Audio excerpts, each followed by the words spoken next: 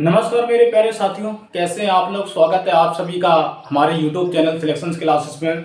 दोस्तों आशा करता हूँ आप लोग बहुत ही अच्छे, मज़ेदार और शानदार होंगे। तो दोस्तों मैं भी बहुत ही अच्छा हूँ।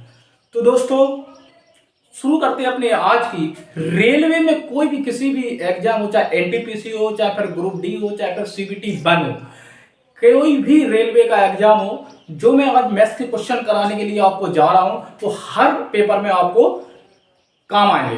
हर पेपर में मतलब ऐसा लेवल कराएंगे हम आपको कि मतलब ग्रुप डी से लेकर के बड़े से बड़ा एग्जाम भी के लिए ये फायदामंद आपको क्लास रहेगी। चलिए दोस्तों शुरू करते हैं अपनी आज की क्लास। लेकिन शुरू करने से पहले जिस किसी ने अभी तक हमारे चैनल को सब्सक्राइब नहीं किया, वो जल्दी से चैनल को सब्सक्राइब कर ले और बेल आइकन के बटन को दबा दे, जिससे कि हमारी वीडियो सबसे पहले आप तक पहुंचती रहे। दोस्तों सब्सक्राइब कर लिया होगा आप लोगों ने हमारे चैनल को। चलिए शुरू करते हैं अपनी आज की क्लास। कोई राशि चक्रवृद्धि ब्याज की दर पर 4 वर्षों में 7,000 तथा 8 वर्षों में 10,000 रुपए हो जाता है, और तो मूलधन बताइए। तो कोई भी राशि जो 4 वर्षों में कितनी हो जाती है दोस्तों, 7,000 हो जाती है, और 8 वर्षों में कितनी हो जाती है, तो वो हो जाती है 10,000 रुपए। इनका क्या बताना अपन को, तो मूलधन बताना। क्या बताना मित्रों, मूलधन बताना। चलिए ठीक है ना। तो 8 वर्षों में कितनी हो रही है, 10,000, ठीक है ना। 10,000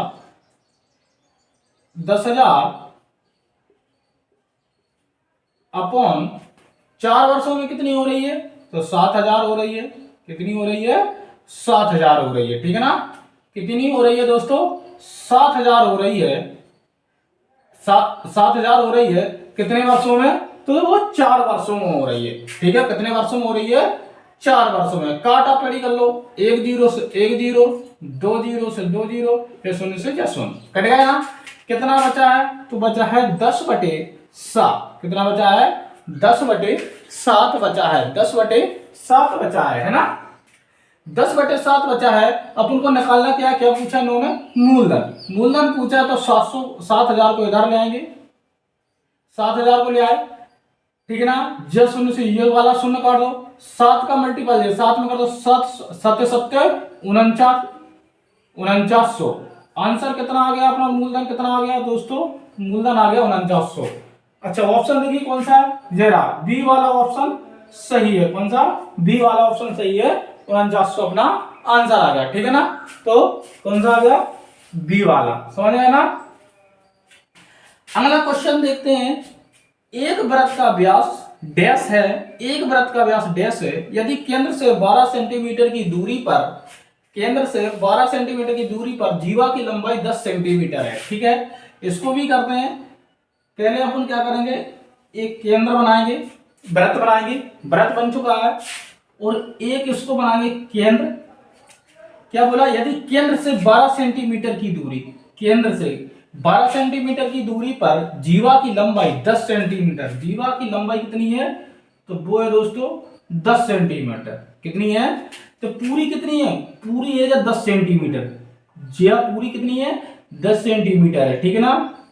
और ये क्या हो गया, ये ओ हो गया, वो केंद्र बिंदु हो गया, ठीक है ना। यदि केंद्र से 12 सेंटीमीटर, केंद्र से यहां तक कितनी लंबाई है, तो वो 12 सेंटीमीटर है। कितनी है दोस्तों, 12 सेंटीमीटर है। और जीवा कितनी, 10 सेंटीमीटर, तो ये 5 ये हो जाएगी, 5 ये हो जाएगी, ठीक है ना। तो बच गई 5 और 5 कितनी हो जाएगी, 10 सेंटीमीटर टोटल जीवा हो गई, ठीक है ना। और इतना निकालेंगे तो ये कितनी हो जाती है, तो आधी निकल आएगी, है ना। अब इनने क्या पूछा है, एक वृत्त का व्यास बताना है। क्या बताना है, व्यास, ठीक है। पहले अपन को व्यास निकालने से पहले अपन को त्रिज्या निकालनी होगी। क्या निकालनी होगी, त्रिज्या निकालनी होगी। देखिए सबसे बढ़िया आसान है, या तो इनका ट्रिपलेट लगा दो। क्या लगा दो, ट्रिपलेट। तो 12 और 5 का ट्रिपलेट कितना होता है, 12 5 और 13 कितना होता है, 12 5 और 13, ये ट्रिपलेट होता है। समझ गया ना, क्या होता है, ट्रिपलेट होता है। ट्रिपलेट लगाने से क्या होता है, सवाल पूरा नहीं करना और टोटल अपना तुरंत ही आंसर आ जाता है। तो 13 होता है। इनने पूछा क्या व्यास, त्रिज्या निकल आई अपनी 13। 13 को दोगुना कर दोगे, 13 को क्या कर दोगे, दुगना कर दोगे, तो टोटल कितनी हो जाएगी, 26।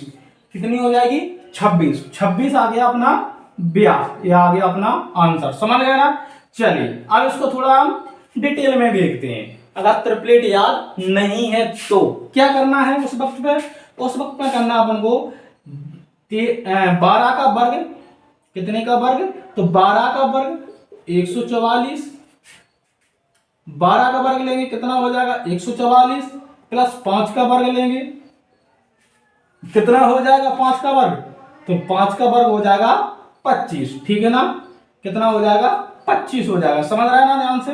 और इसको नाम देते हैं हम ए और बी, ठीक है ना। तो अपन को निकालना क्या है, ए ओ, ए ओ बराबर, समझ आया ना।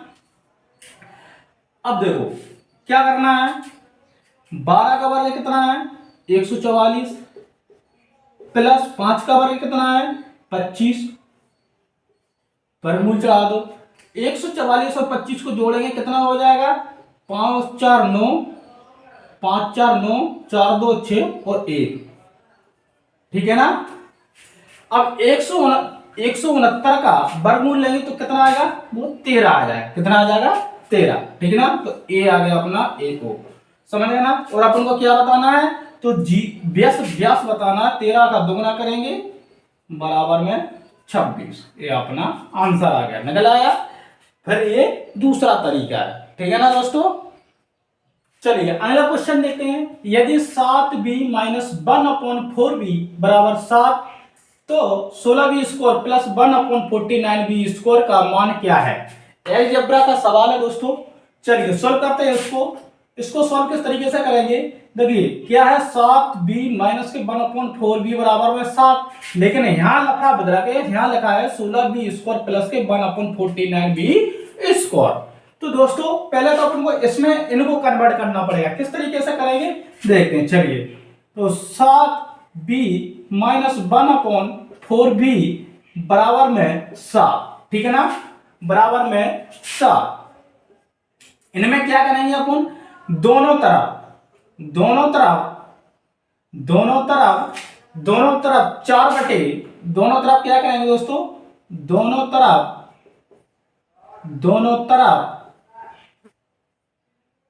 दोनों तरफ 4/7 से क्या करेंगे, 4/7 से 4/7 से गुणा करेंगे, क्या करेंगे, तो गुणा करेंगे, गुणा करेंगे, ठीक है ना। किससे, तो दोनों तरफ क्या करेंगे 4/7 से मल्टीपल करेंगे, यानी कि गुणा करेंगे। समझ में आ गई, तो करते हैं। देखो 7 से तो 7 कट जाएंगे, बचेंगे कितने 4b माइनस के, यहां क्या होगा 4 से ये 4 कट जाएंगे, बचेंगे कितने 7, कितने बचेंगे 7 बचेंगे, ठीक है, कितने बचेंगे 1/7 भी बचेंगे। समझ में आया यहां तक।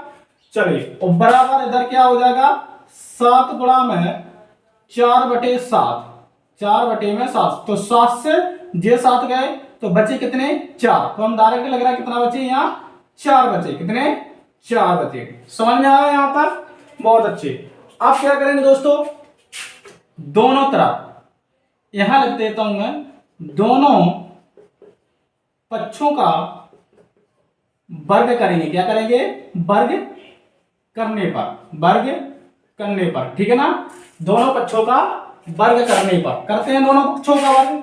तो दोनों पक्षों का जब वर्ग करेंगे कितना 4 का वर्ग 4 चौको 16b स्क्वायर माइनस 1/7 का वर्ग 49b स्क्वायर 2ab 1/7b बराबर में 4 का वर्ग कितना हो जाएगा 16, क्या हो जाएगा, दोनों पक्षों का वर्ग ही किया, ठीक है ना, दोनों पक्षों का वर्ग करने पर। समझ में आया यहां तक, दोनों पक्षों का वर्ग किया, क्या किया a वर्ग प्लस b वर्ग माइनस 2ab बराबर में 16, ठीक है ना। आगे देखते हैं, आगे क्या करें। अब दोस्तों जो तो जहां की तार आएंगे 16b square plus 1/49b square minus, अब देखो b से जो b कैंसिल हो गए तो यहां कितने बटे 4 दूनी 8/7 बराबर में 16। समझ में आया यहां तक, बाकी काम इधर लिखते हैं, है ना, यहां लिखे दे रहे, तो कितना आएगा। अब ये तो जहां की तार आएंगे 16b square plus 1/49 we square और माइनस के 8/7 बराबर में 16 है। जे जालन की साइड जाएंगे 8/7, ये बालक जाएंगे तो काय के हो जाएंगे प्लस के। जो बालक जाएंगे काय के हो जाएंगे दोस्तों, ये प्लस के हो जाएंगे, माइनस के जाएंगे तो बालक प्लस के हो जाएंगे, प्लस के 16 प्लस के 8/7। ठीक है ना। अब 16 सत्ते कितने होते हैं 112, 7 6 42 और 7 4 11, तो 112 और 16 सत्ते 112 कितने होते हैं 16 सत्ते 112 प्लस के 8/7, 112 और 8 120/7 दिया गया अपना आंसर। कितना ही आ रहा आ गया ऑप्शन डी। ऑप्शन डी अपना आंसर आया। समझ में आया यहाँ तक दोस्तों, ऑप्शन डी इसका क्या आ गया आंसर आया। अगला क्वेश्चन देखते हैं। 7200 के 3301/3% का 301/4% के 1701/2% का मान कितना। चलिए निकालते हैं। तो 100 गुणा 3301/3 का मान कितना होगा 1/3 और 301/4 का मान क्या 4 तिया 12 और 1 13, 13/4 परसेंटेज का चिन्ह हटेगा तो 2 जीरो लग जाए, 2 गुणा 100 का यानी कि मल्टीपल 100। ठीक है ना। फिर मल्टीपल का चिन्ह 17 दूनी 34 और 1 35, 35/2 परसेंटेज हटेगा तो मल्टीपल 100 का। समझ में आ रहा होगा यहाँ तक। चलिए अब सॉल्व करते हैं।